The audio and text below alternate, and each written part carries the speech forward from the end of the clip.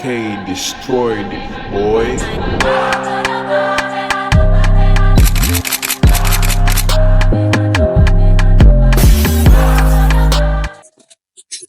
Shout out sa mama ko. Nandiyan na yung mama ko. Ito yung first episode ng kauna-unahang Podcast. Sabay na kami guys. So, for now on, ito lang yung magiging nating setup. Para lang ganun. Kung makikita mo yung damit niya, may B. B. Sa akin S. BS Podcast. Anong pag-uusapan ba natin Pag-usapan natin ngayon. Natin yung video ni Peace, Boss Pio. So, iba na yung phone. Tapos yung shadow ng background niya, historically na nandiyan sila Bonifacio. So, nandito sa may shadow niya. Siyempre, designed by John Villarma. Pinag-iba namin yan dito. Pinag-inspire namin kung paano namin gagawin yan. At unang-unang beses din sa Tambay Cup, magkakaroon tayo ng certificate. Itong hawak ko ngayon ay Parang basketball ka, no?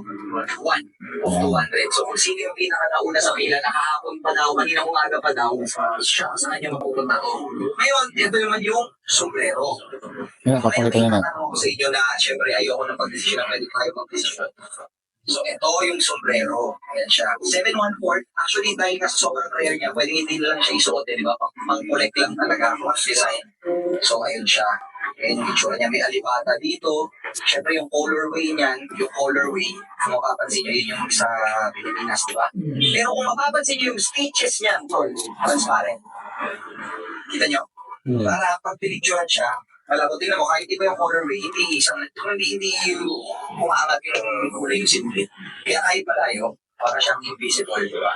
So yun yung isang, nakailang ko nito, samples bago namin na perfectong, yan, yung pagiging transparent, yung pagkakatayin ng simple. So yan yun, tambay line. Tambay Cup.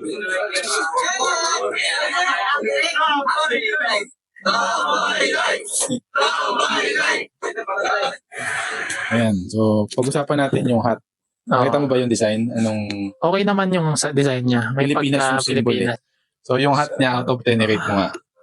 Kasi yung word na tambay kasi may negative yung connotation eh.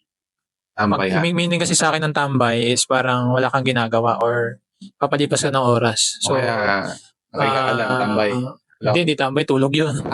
Tulog hat yun. Lagay naman T eh. Hindi, tulog hat yun.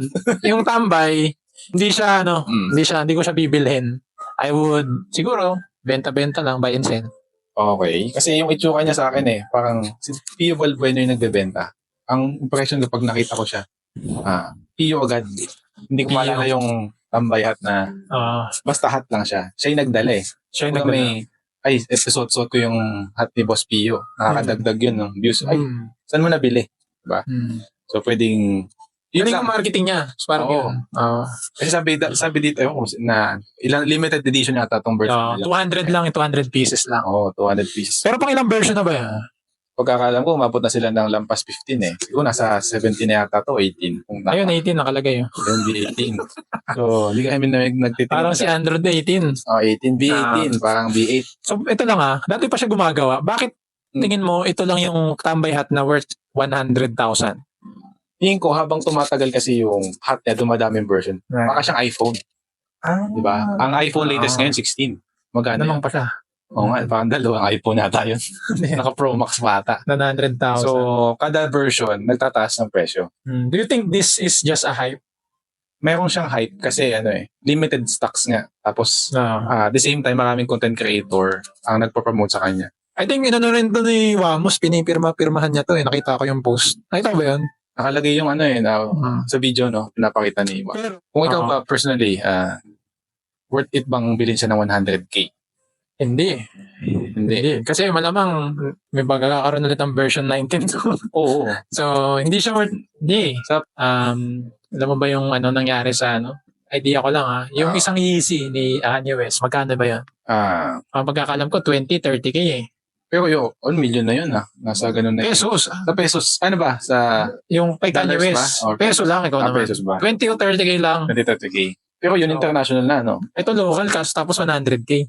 Okay. Mas maliit yung market mo, Pinas lang, tapos minala 100K. Wala kasi siyang inner value eh. So, ikaw, tingin mo, 100,000. 100,000 pwede ako mag-agree kung ako yung businessman, tapos kinausap mo ako na anong unique niyan. Kunya 200 nga lang yung susod bibenta nila.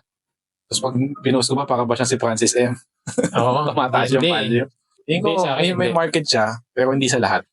Hindi pa ganun ka-iconic si Sir Pio Balbena para magbenta ng something. Siguro ako tingin ko marketing stunt lang nila to para Oo. nasabihin nasa 100K para yung mga tao, pag kunwari binenta sa kanila ng 20,000, Oo. 30,000, bibili nila kasi nga 100K yung resale value, di ba? Okay. So, yung issue kasi, si Kuya Renan versus Boss Parak, Yan. tanungin mo ano? Ano ba yung ano? issue nila? Bakit? Ayan, so si Pinag-uusapan? Kuya Renan kasi is pinaglalaban niya or sabi niya, huwag mo daw masyadong galingan sa work, lalo kung yun nga, yung bayad sa'yo is yun, minimum lang. Di ba? So, yung bayad, kunwari, 400 or 500 a day yung bayad sa'yo.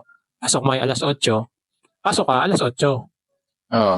Diba? Tama naman, makes sense, di ba?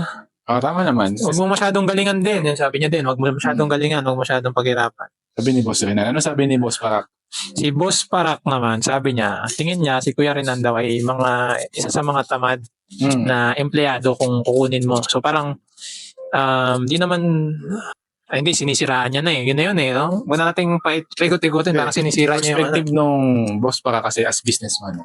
employer. Oo. Tapos ang business, yung isa naman empleyado. Si Renan. Kasi yung trabaho niya, minimum. Isa Yes. gusto niya galingan. Kasi nga, trabaho.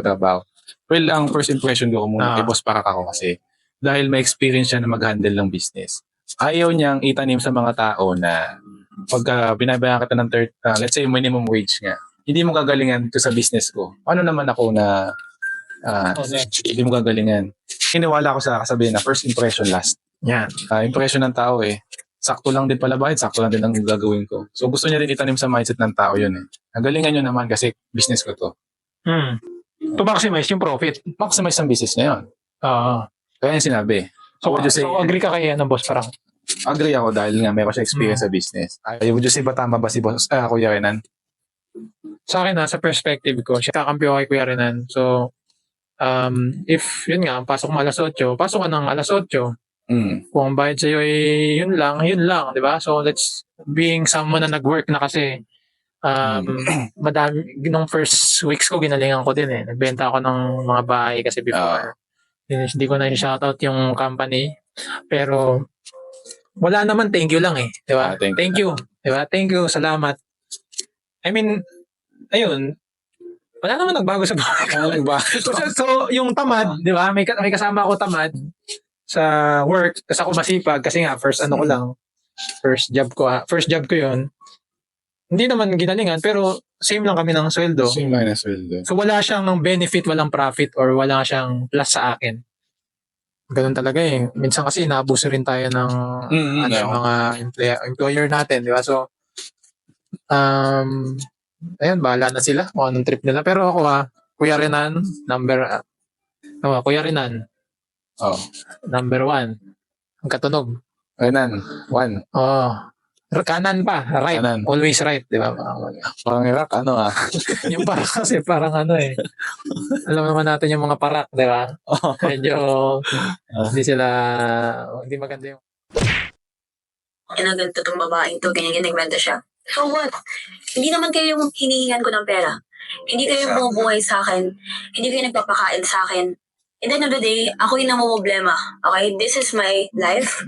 Okay? This is how I handle my problem, my life, everything. It's not you. It's me. Diba? So, ayun. Yun nga, meron ako naka-deal that. So, first time ko kasi yun. So, wala akong kaalam-alam. Okay. And then, he blocked me after. Magkano? That was like, mo? 30K. 30,000. 30,000 yan. Nagbebenta ng content sa online. Yung anong content ba yun? Yung mga alam mo na yun, yung mga explicit content, yung mga personally made. Homemade. Kasi nga nila homemade. Homemade yan. Yung mga, alam mo yun, Yung mga hindi mo dapat makita pero nakita mo. private, no? Nakita mo sa ilalim ng kama. Yan. Dinukot mo yung comics doon. Tingnan mo yung comics. Parang dumadami yung mga ganito sa online eh. Sa online kasi, nagkakaroon tayo ng engagement. Content creators. Nakita natin iba't ibang klase. May mga nagsasayaw. Pero May nagsasalsa. Oo. may nagsasalsa. So, general is, Ah, usually, ang maraming views talaga, aminin natin sa hindi. No? yung nagsasalsa. Sige. Yung sumasayaw. Salsa nga eh, salsa. Yun na. Sumasayaw. Usually mga babae. No? Ngayon, yung visuals nila minsan, na-interpret nila yun as sexually something turn on sa kanila. Yung binibenta niya 30K, di ka walang Ayan, notebook.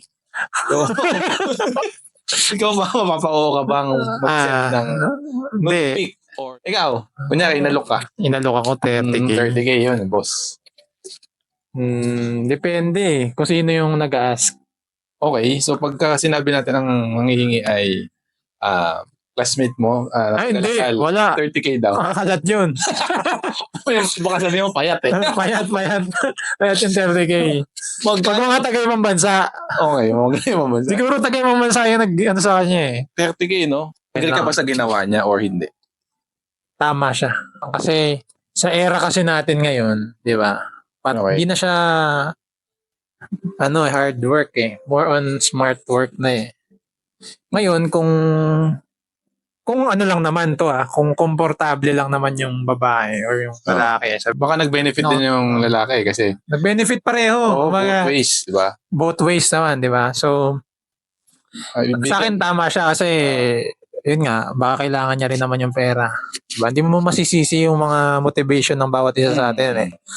Although ako personally, baka may trauma siya. hindi ako magbabayad ng 30K. Pwede kong i-search sa YouTube. Sa YouTube.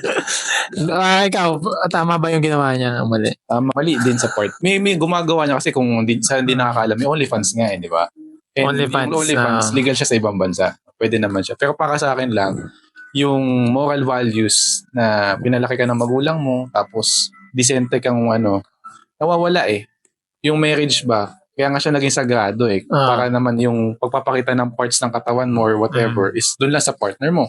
Paano kung ginawa niya yun kasi pang tuition? Tama ba yun? Cornered na yata siya. Oo, cornered na siya. What if feel ko pang tuition? Ganyan. Kung kaya niyang i-take ng self-conscious niya or yung consciousness niya hanggang sa dulo na siyempre ginawa mo na yun. Wala na kasing bawian pag sinend mo. Baka makita nung future husband niya. Ganun, Kasi lahat naman eventually magkakaroon ng asawa. Hindi lahat. Siguro yung iba magiging single. Pero kung gusto naman niya magka-partner, di Mahirap. Ikaw ba, kunwari, i-ask ka, magkano dapat? Siguro parang 200 na ata sabihin ko, kung bumili. hindi naman tapsilog eh. Siguro walang muka. Hindi mo na sa lahat kasi bida ako na yung bida eh. Ang problem kasi sa online ngayon, pagka sined mo or pinost mo, yun na yun, it's forever there na. Would you agree na At least doon may forever. doon na lang eh. No, imposible yung ano sa tingin mo yung magiging future ng 10 years from now sa mga ganun? Do you think maglilid to sa happiness? Or magkakaroon tayo ng conflict, especially sa marriage. Kasi yung pagbibigay ng sexual content sa online is parang shortcut siya eh. Parang pampalipas easy money oras. siya, no? Easy money, no? Yung sa mga lalaki, hindi na nila kailangan manligaw. Makipagtalik nung sa iba kasi nakita nila sa online. Ikaw ba? Anong tingin mo pwedeng mangyari 5 years? 5 years? Sa 5 years, feel ko hindi pa siya mararamdaman eh. Mga 10 to 20 years. Ano yung mangyayari? Yun, dadami yung mga magiging siyang normal. Job na siguro siya. Magiging na siyang job, no? So, alam naman natin, nagiging ng mapusok yung mga kabataan ngayon. Oo nga. So, nawala yung traditional eh. Nawala. So, siguro, more chaos, I would say kasi kung sinasabi mo nga walang marriage, so walang family, 'di ba? So kung walang family, walang values, wala ring Population 'yun. Depopulation 'yun. So mananalo na si Bill Gates. Shout out kay Bill Gates. Shout out sa'yo, Bill Gates, yung mga plano mo ikaw Okay. Ah, Personally naman, ako ang opinion for that.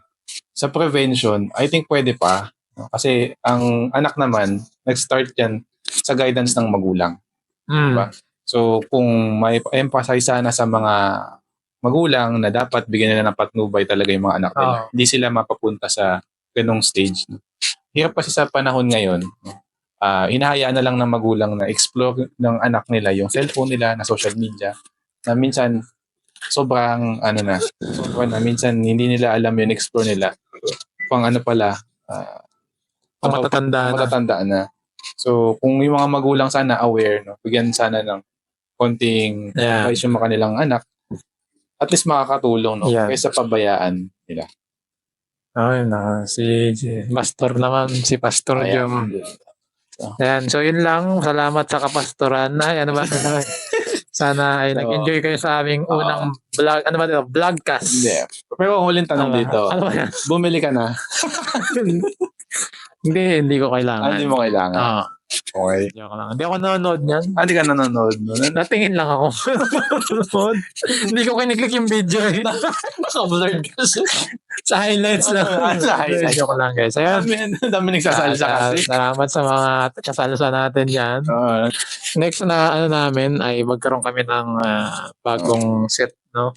So, ano naman yun? Iba-iba kasi to eh. Set to eh. Set 1. Set 1 tsaka set 2. Set 2. Dalawa yung set namin guys. So right now, nandito tayo sa condo. Mamaya magbabago ng setup to. Mamaya nandito siya nakaupo, doon ako sa akin. Ayan. Peace. Peace be with you. Ayan. Pikachu. Sige, bye na.